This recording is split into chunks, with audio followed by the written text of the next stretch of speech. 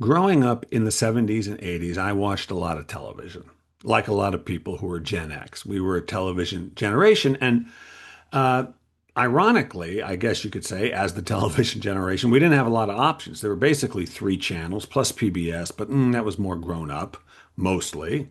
And also some UHF channels. In Providence, there was 38 and 56 where you could watch baseball games or reruns of Gilligan's Island or I Dream of Jeannie. Three stations. And if you wanted to watch television, you just chose from what was on. And so those were your choices. And so that meant you spent a lot of time watching stuff, watching shows that maybe you didn't really like, but you got used to it because you wanted to sit there. At least I did. I wanted to sit there, chill out, be entertained at least a little bit. And I I realized it wasn't until I saw the PBS started playing in the late 70s, the sort of reruns of Monty Python's Flying Circus, that I was watching a show that I just loved. You see, I was used to watching shows that were just fine. I guess MASH was okay. I kind of liked that, but I loved Monty Python.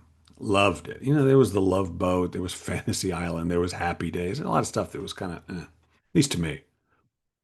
And it really, I was thinking back on it, it occurred to me that most of the stuff I watched, I didn't really like, but I watched it anyway. And it occurred to me because later on, now, of course, we have all these streaming services, and sometimes I'll find myself watching, say, Netflix, and I'll have chosen it because, Netflix, you got a lot of choices. Boom, boom, boom. Or I can go over to Amazon Prime, see what they got. Boom, boom, boom. So there you are, scrolling through, scrolling through, scrolling through. And sometimes I'll land on something because I want to watch TV. I want to sit on my couch, relax, be entertained. Somebody that just take it in. And I've sat there watching things and realized an hour in, 2 hours in, I'm not enjoying it. Now, I would like to blame television from the 70s and 80s, where I trained myself to sit there and watch things I didn't actually like, you know, because you got to watch something. But I think it's something that human beings deal with. There I am watching the thing and not acknowledging what I'm going through. And why I think it's so important as writers is writing is all about satisfying your inner aesthetic, pleasing yourself. And when you write, you want to be really honest with yourself and say, does that please me? I'm working with a client who's a wonderful writer. She's new to it, but she's really a fast learner, and she's writing this memoir. It's really good, I think. But I told her, like, look, I can go through your work with you and help you, but you have to learn to be ruthless with yourself and say, not is it any good, but does that actually please me? Do I actually like that sentence as much as the other one that I know I like? We get used to something less than satisfying and we call it normal. It doesn't have to be. But the first step is acknowledging I am not enjoying this. The first step, you're watching a show on Netflix, so acknowledge I'm not liking it. I'm going to turn it off or I'm going to change it. It's not the 70s and 80s anymore. We have choices.